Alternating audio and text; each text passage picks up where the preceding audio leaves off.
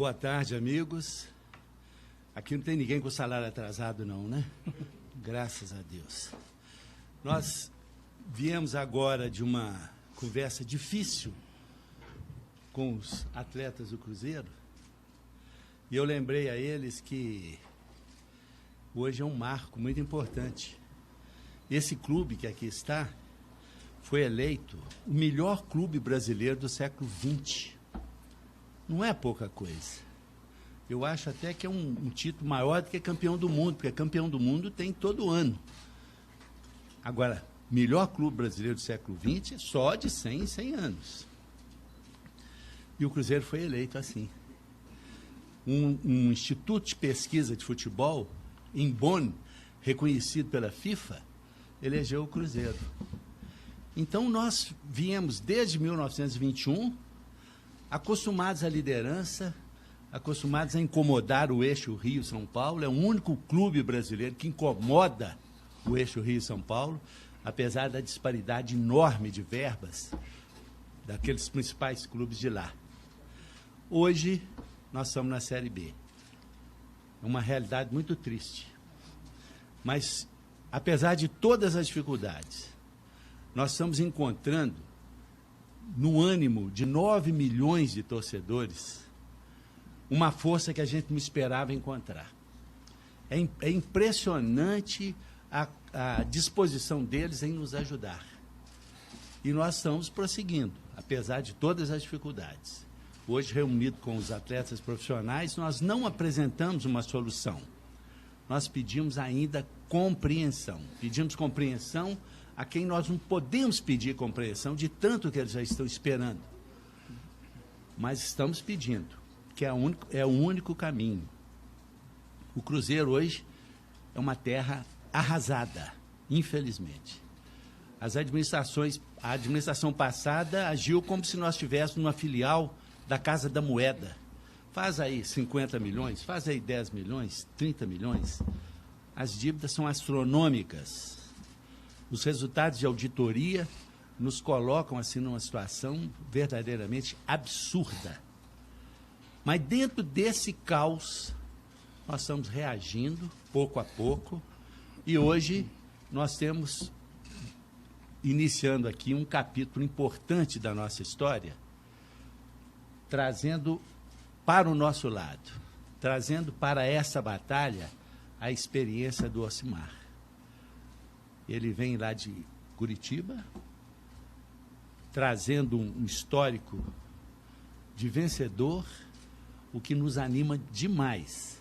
Estamos muito contentes e muito confiantes de contar com essa força curitibana. Então, palavra do Ocimar.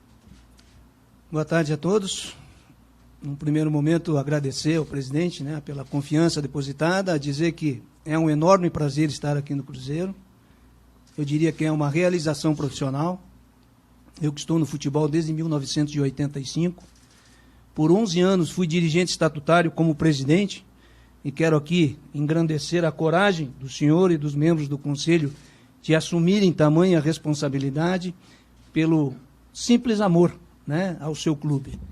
Eu tive a oportunidade de desempenhar essa função por 11 anos no clube que eu aprendi a gostar, que coincidentemente também era azul e branco e se chamava Esporte Clube Pinheiros. E depois, em 1989, se tornou Paraná Clube. Mas já há 20 anos eu estou como executivo de futebol profissional. Comecei no meu próprio clube, no Paraná Clube, passei pelo Santos, passei pela Ponte Preta, passei pelo Atlético Paranaense, e agora, nos últimos 4 anos, estive no Londrina, que tem uma administração diferente dos clubes normais, porque está sob intervenção do Ministério do Trabalho, então lá tem uma gestão profissional desde 2011. Então, de novo, né, engrandecer a coragem desse conselho gestor de assumir uma situação como essa, mas a certeza absoluta de que o Cruzeiro não está no lugar certo.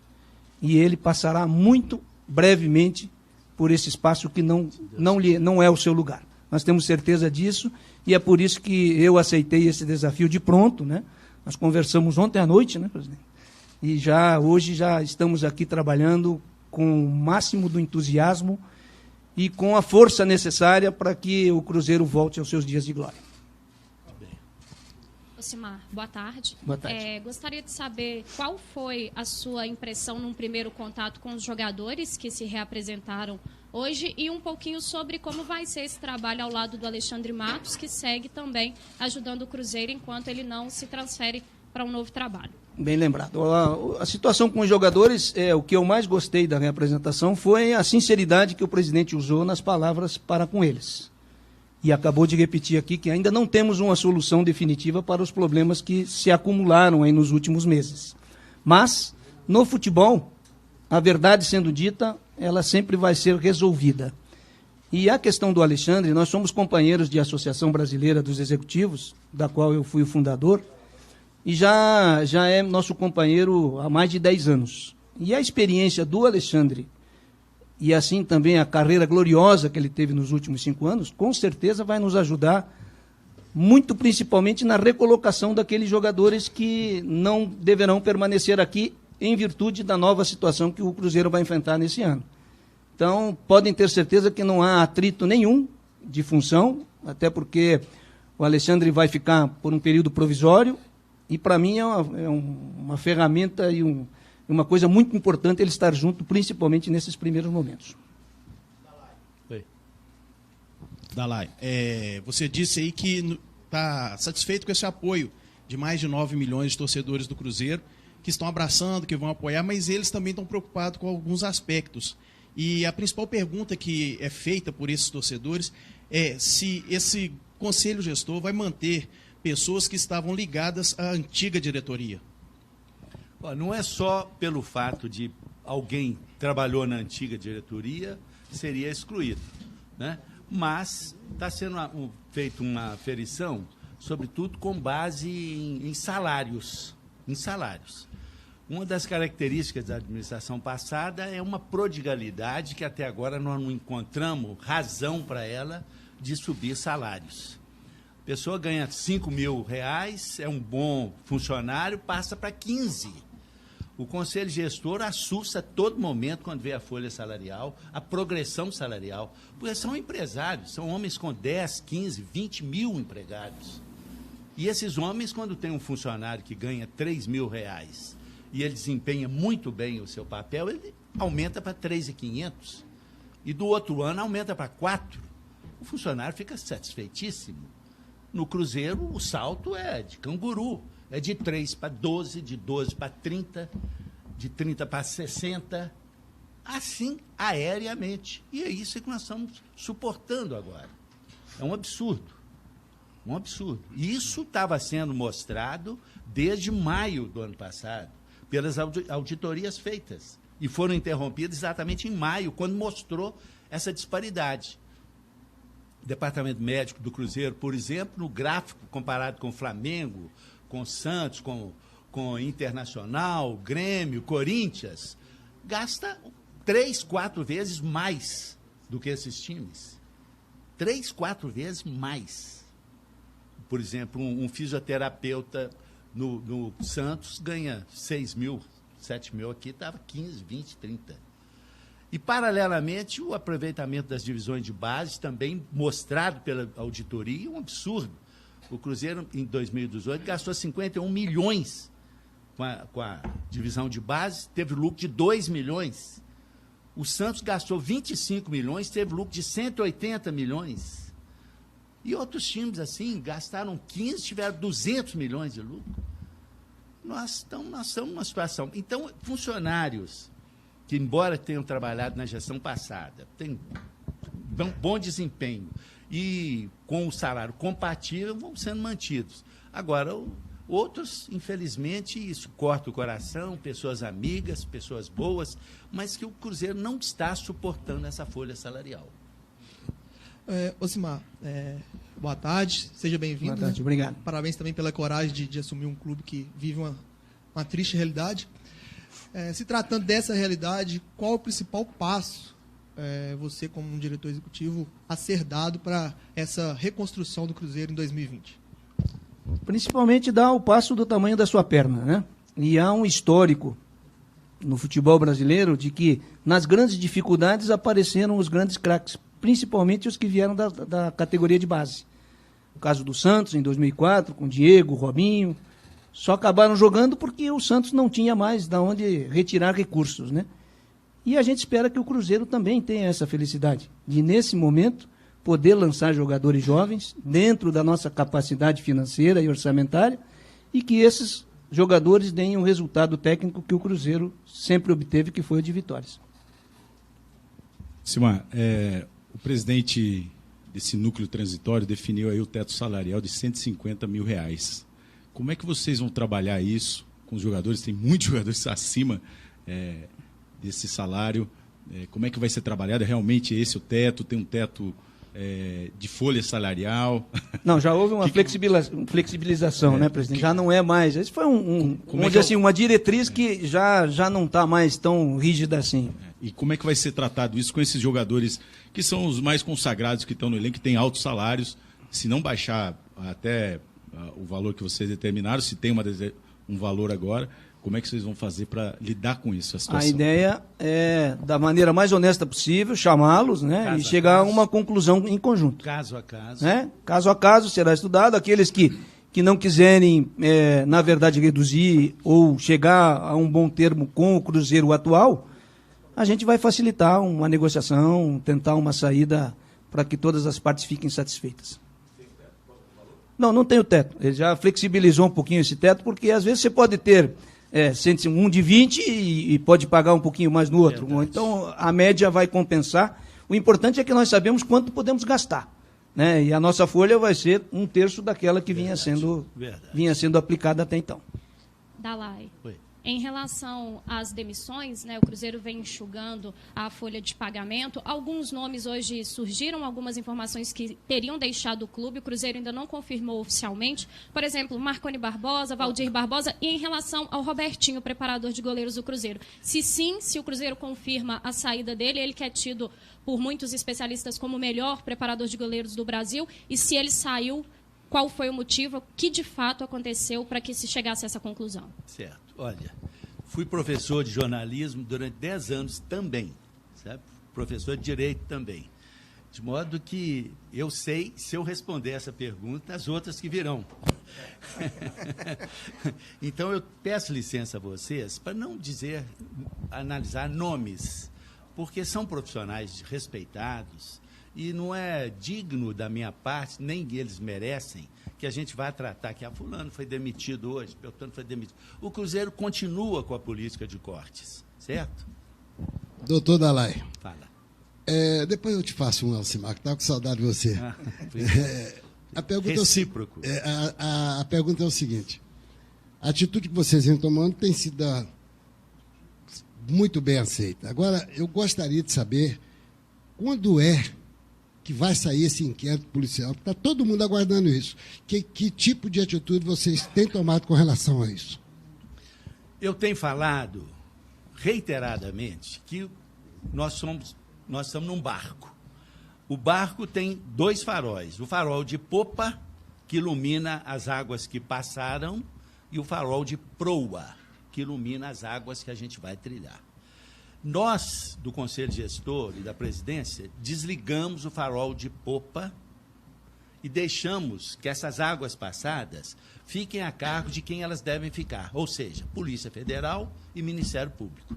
Eles estão atuando, não estão parados, de forma nenhuma. Temos notícia que eles estão atuando. Esse problema das apurações que devem existir e tudo, está entregue para eles. E nós estamos só com o farol de proa ligado. Beleza, porque a expectativa é muito grande. Alcimar, é uma alegria revê-lo, tê-lo aqui em Belo Horizonte, no Cruzeiro, eu que o conheço desde o Paraná Clube. Desafio para você não é segredo. Isso eu tenho conhecimento. Mas esse será o maior que você já teve na sua carreira? Com certeza. Será, e eu tenho assim uma certeza muito plena de que a gente vai conseguir, no mais breve espaço possível de tempo, que o Cruzeiro volte a estar no lugar que merece. Então, isso me empolgou bastante. E também é um prazer revê-lo, né? 11 anos que passamos juntos lá no Paraná. Ô, Dalai, Oi. aqui. A gente sabe que, a gente tem visto, né, que a participação do torcedor ela vai ser fundamental nessa reconstrução do Cruzeiro, né? Seja com compra de materiais esportivos, seja na adesão do sócio, né, que em breve aí o Cruzeiro vai apresentar lançar, como vai ficar essa situação. Mas, em contrapartida, o torcedor, ele sente e ele quer ter a vontade, deseja muito poder participar mais ativamente do clube. Há um desejo, um movimento muito grande dessa mudança do estatuto, que abra mais portas, né, mais recursos para que novas pessoas possam estar participando também ativamente da vida política do clube. Eu queria saber de você como que estão essas propostas, porque o torcedor ele quer ajudar, mas ele também quer ser ouvido, ele também quer ter essa oportunidade de estar participando ativamente da vida do clube. E com toda a razão, o torcedor está nos dando uma resposta que a gente não esperava que fosse tão grande assim. Não sei se algum de vocês estava presente na missa do dia 2, lá na igreja de São Sebastião, uma coisa que eu chorei. Sinceramente, eu chorei de ver aquela emoção. Tive que sair pela porta dos fundos da igreja. Uma retribuição que eu jamais esperei na minha vida. E quando eu lembro que os dirigentes anteriores não podem entrar num restaurante que são ameaçados pela torcida, eu vejo, gente, nós estamos, não sei se estamos fazendo a coisa certa, mas estamos no lugar certo, tentando fazer a coisa certa.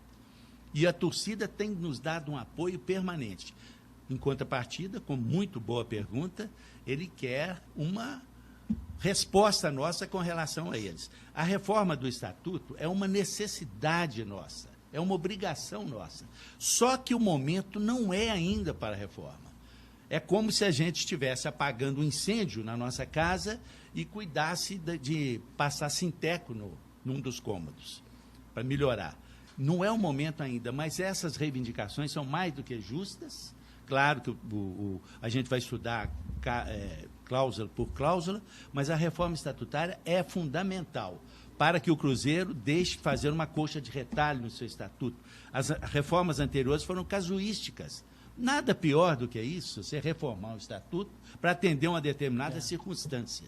Dá uma coxa de retalhos depois. Dá, como diz o Medioli, numa frase feliz, dá um Frankenstein. Nosso estatuto é um Frankenstein cheio de coisas. Mas o torcedor será atendido porque ele tem nos dado um apoio imenso, sem contar que foi o torcedor que tirou a diretoria. Foi o movimento dos torcedores na rua que permitiu que houvesse essa transformação da administração.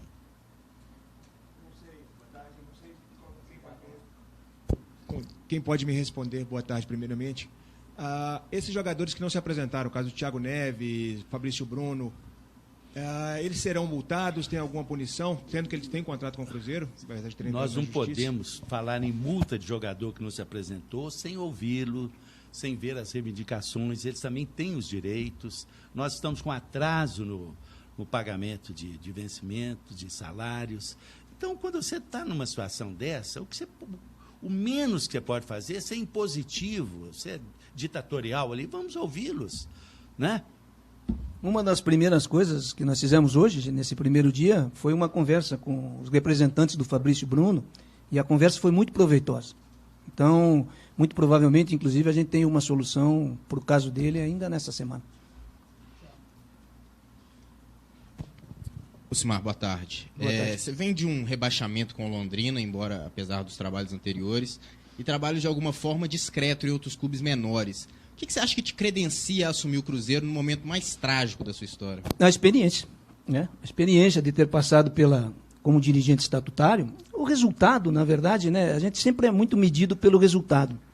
Então, o resultado só ganha um, né? Os outros 19 são ruins. Então, o resultado é uma coisa muito fria para se ver. Agora, o que me incentiva? A minha experiência de já ter passado por várias situações. E o tombo ensina, né? Exatamente. A vida ensina, né? O couro ensina. Ocimar, boa tarde. De alguma maneira, a proximidade no estado do Paraná com a Adilson também facilitou nessa sua vinda para o Cruzeiro. E o que o Adilson ainda pode pedir para você conhece de mercado, para que o Cruzeiro, dentro desse teto, dos jogadores que não serão aproveitados, pode trabalhar dentro dessa sua participação como diretor? Eu tive a oportunidade de trabalhar com o Adilson por um breve espaço de tempo no Atlético Paranaense. Então, essa proximidade é claro que ajuda. E a minha forma de trabalhar é sempre ouvindo a comissão técnica. A gente jamais toma decisões de saída de jogador ou de vinda de jogador sem trocar uma ideia com o pessoal da análise de desempenho e principalmente com o treinador. Então é óbvio que essa intimidade que já existe entre eu e o Adilson vai ajudar bastante nas decisões que deveremos tomar, tanto de saída como de chegada de novos jogadores. Boa tarde, Ocimar. Boa tarde, Dalai. Vocês já disseram que foi pedindo um pouco de paciência, de calma para os jogadores na conversa. E o que vocês ouviram deles, dos jogadores? Não houve um diálogo lá, eles foram muito gentis, assim, não houve oportunidade de se manifestarem. Após o contato, o Adilson me abraçou, me cumprimentou e disse que a repercussão foi muito boa, certo? Eu fiquei muito satisfeito, porque, afinal de contas, eu não apresentei nenhum caminho, eu só mostrei a nossa situação. Mostrei a verdade, olho no olho, falando o que nós encontramos, o que nós podemos fazer, que até agora é nada. Mas nós temos esperança, nós temos expectativa, né? E há, na verdade, um desafio para eles de passarem a pertencer à história do Cruzeiro, esse ressurgimento, essa restauração, essa reconstrução. Eles podem participar disso e vão ter o nome inscrito na história do Cruzeiro, se Deus quiser. Nós vamos voltar maiores do que nós éramos. E só como ilustração, né? Mesmo que se fosse dado a palavra a eles, o jogador geralmente não se manifesta. Eu aqui também tive essa mesma conversa com eles, e o que eu disse a eles é o seguinte: qualquer assunto, nós vamos tratar de olho no olho, com a maior honestidade possível. Isso é que é importante. Seja ele bom ou seja ele ruim. Isso é que é importante. Seja para dizer não ou seja para dizer sim. Dalai. Oi. Aqui, boa tarde. Dentro dessa grave crise financeira que o clube vive, o departamento financeiro ou participou ou foi conivente com essas situações. Essas pessoas ainda continuam trabalhando dentro do clube? Existe algum movimento de limpar todo esse departamento? Isso está sendo feito ou já foi feito? Essa política de restauração, de credibilidade, de exame, tudo continua sendo feita. Todo dia tem uma reformulação, viu? A preocupação é essa, a preocupação é a preocupação de excelência, certo? E isso está sendo feito. É um processo, agora é um processo cauteloso, né? Cauteloso. Nós não podemos tirar uma peça aqui sem colocar um substituto que atenda às contingências urgentes do momento. Está sendo feito esse processo, certo? O Cruzeiro está sendo passado a limpo. Até para não cometer injustiça. Para não cometer injustiça, exatamente. O Cruzeiro está sendo passado a limpo e de uma forma dolorosa, sabe? Dolorosa. Não é nada agradável o que nós estamos fazendo, não é nada agradável. Você vê companheiros, colegas, a gente é amigo de todo mundo, né? Mas, entretanto, por várias circunstâncias, tem que deixar de lado nessa nossa caminhada. É muito triste isso. Boa tarde, Dalai. Boa tarde. Eu queria fazer duas perguntas. Uma, na carta de renúncia de Vitório Medioli, ele falou de um diretor que teria sacado 2 milhões e saído do clube. Quem seria esse diretor? E também queria que você falasse sobre essas demissões que foram divulgadas hoje, chegaram ao conhecimento hoje. Quanto o Cruzeiro vai economizar com elas? Pois é, o Cruzeiro está economizando muito, não tem um percentual ainda, sabe? Mas a economia é fantástica, a economia. Sobre a carta do Medioli, ele não fala, o diretor, mas nós estamos, de acordo com aquela carta, com aquela perspectiva, estamos mandando examinar a situação para ver se nós conseguimos esclarecer alguma coisa. Se bem que é uma dificuldade imensa de se comprovar uma situação desta. Nós sabemos onde há ações de má-fé, ações irregulares, o dinheiro entra no meu bolso sem ficar no registro, né? Vou dar um exemplo. Um fornecedor tem que receber 17 milhões, passa para 19 e 2 eu deixo aqui. Isso aí não entra na contabilidade como 2 milhões pagos. Não estou dizendo que aconteceu isso, eu estou dizendo da dificuldade que é apurar-se uma coisa dessa quando há tantos desmandos na empresa, como aconteceram. Boa tarde, Dalai. Oi. perguntar sobre a questão dos salários atrasados, as dívidas que o Cruzeiro tem com o grupo de jogadores e também os funcionários. Que previsão o Cruzeiro dá para essas pessoas? O Cruzeiro deu uma previsão de pagamento e aproximar, se tem alguma definição já de algum jogador que está aqui no grupo atual. Muitos jogadores receberam sondagens, alguma definição já realizada? Então, exatamente isso é que nós não podemos oferecer ainda aos jogadores, certo? Essa previsão, essa coisa. Eu pedi compreensão e na certeza que os que quiserem sair não terão um obstáculo desnecessário do clube, porque eles também têm o direito de sair e procurar caminhos próprios, e os que quiserem ficar participando conosco, ombreando conosco nessa arrancada, também serão compensados. Nós só não podemos ainda fixar um prazo. Eu gostaria muito de chegar e falar com eles, olha, nós estamos procurando um financiamento e vai sair dentro de 1 mês ou 2 e nós teremos condição. Infelizmente, não temos essa condição, certo? A nossa esperança é essa arrancada que vai partir agora do sócio-torcedor, que nós estamos organizando o sistema de arrecadação financeira. Não podemos abrir antes esse esquema, porque R$10 depositado pelo Cruzeiro em Manaus seria bloqueado pela Justiça. Tal a quantidade de dívida, essas coisas todas, na Justiça. Nós estamos examinando uma engenharia que preserve essa colaboração do sócio-torcedor, certo? Tem o problema das camisas, seja com a Adidas, seja com a produção própria, está sendo examinado. Então, há perspectivas, certo? E também, nesse programa de sócio-torcedor, a abertura de quem que pudesse e queira colaborar com uma importância maior, certo?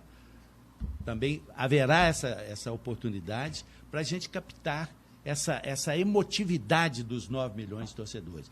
Sabemos que não podemos demorar muito. Isso também arrefece, se não for colhido. É uma fruta que tem que ser colhida madura e o momento é agora. Não vai demorar.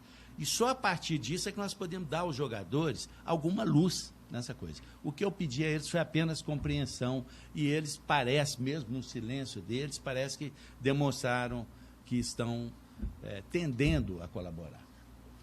Hoje foi o primeiro dia de trabalho, né? A gente procurou fazer o maior número possível de ligações telefônicas com os atletas e com os representantes. E a que mais avançou foi a do Fabrício Bruno, né? Que já, na verdade, já tinha, parece, inclusive, entrado com uma ação na Justiça. E isso tudo está sendo também administrado. E a partir de amanhã é trabalho 24 horas tentando conversar com todo mundo para que o quanto antes possível a gente defina a situação de todos. Dalai, a situação deste conselho dirigente transitório, né?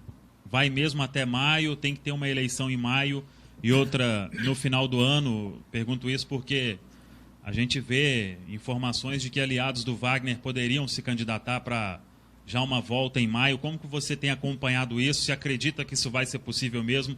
E o que fazer para essas novas eleições para continuar o que vem sendo restaurado no Cruzeiro? Pois é estatutário, né, que, havendo que houve a renúncia do presidente e dos 2 vice-presidentes, assumisse o presidente do Conselho Deliberativo, no caso seria eu, porque o Zezé Perrella havia renunciado, e é estatutário que eu, em 30 dias, marque as eleições que, pelo prazo do estatuto, deverão ser em maio. É para um mandato tampão, infelizmente. Certo? Então, vai ser uma eleição em maio para durar até dezembro, e aí sim haverá outra eleição para o triênio. Qual a expectativa nossa? A expectativa nossa é que desse conselho gestor surja um líder que queira assumir a condução do Cruzeiro, não só nesse mandato tampão, mas depois com a reeleição, que é possível, sabe, para os 3 anos. O líder nasce. Nós estamos esperando ele nascer. São pró-homens, pró-empresários, dignos, qualquer um deles, mas ainda estão meio reticentes em assumir essa responsabilidade. Qual é o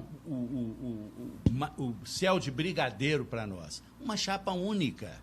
Uma chapa única. Até com componentes de outras correntes, mas que o presidente seja um desses do Conselho Gestor e que assegure a continuidade dessa restauração que nós estamos fazendo. Sobre os aliados do Wagner, acredita que... Sobre os aliados do Wagner, há muita gente boa lá, há muita gente boa.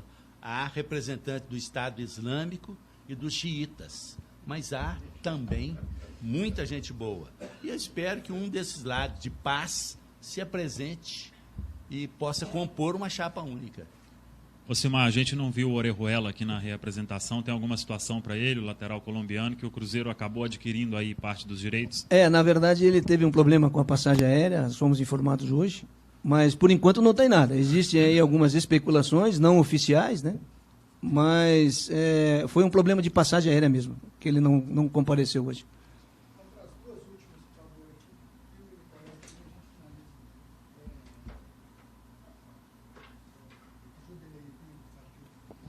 Osimar, pergunta para você, acredito que mesmo com essas poucas horas de Cruzeiro, já deve ter tido o panorama em relação à situação de alguns atletas. A gente também não viu o Dedé aí, é um jogador que... Tá aí. O Dedé está? Tá aí. Ah, tá.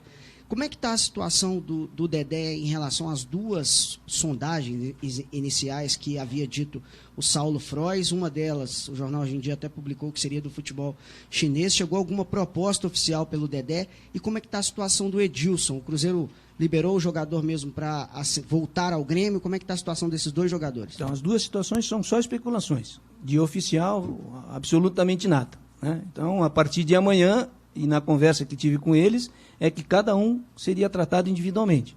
Então, eu espero que amanhã, tanto o Edilson quanto o Dedé, cheguem para conversar e a gente possa, se eventualmente tiver alguma proposta, analisar e resolver a questão.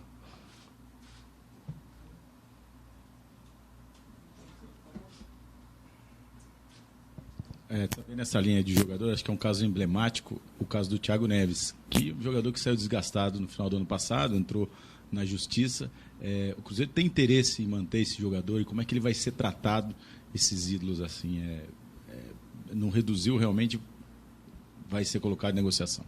Não, na verdade é na mesma negociação dos outros, né? Eu espero que o Thiago Neves venha aqui para cá, para a sede, que a gente possa conversar para saber o que ele pensa, né? Até porque as pessoas que estão aqui não estavam até um mês atrás, né? O Thiago Neves é formado no Paraná, inclusive. Então, quem sabe essa proximidade nossa aí não possa abrir uma conversação melhor do que a que se conduziu até agora. Curitiba está dominando aqui, gente. Vamos ter cuidado. Mas os mineiros também atacaram bastante lá, presidente. Mineiro com curitibano dá certo. Ok. Muito obrigado, amigos. Obrigado, uma boa tarde para todos. Boa tarde para vocês.